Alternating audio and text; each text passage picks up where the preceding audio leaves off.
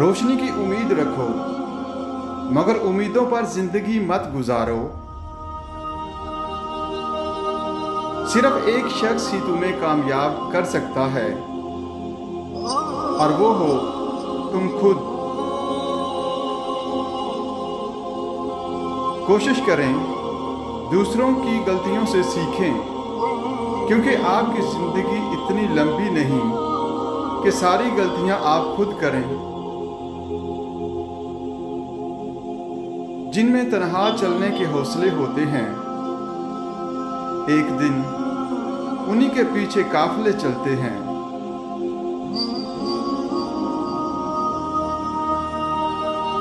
इंसान कभी किसी के लिए इतना जरूरी नहीं होता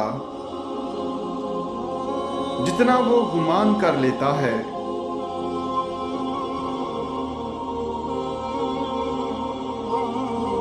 अपने हिस्से का काम किए बगैर दुआ पर भरोसा करना हमाकत है, और अपनी मेहनत पर भरोसा करके दुआ से गुरेज करना तकब्बुर है।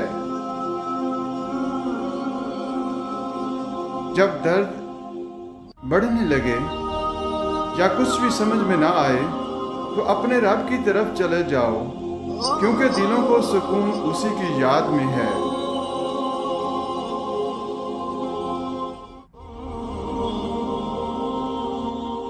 नमाज मट्टी के इंसान को सोना बना देती है,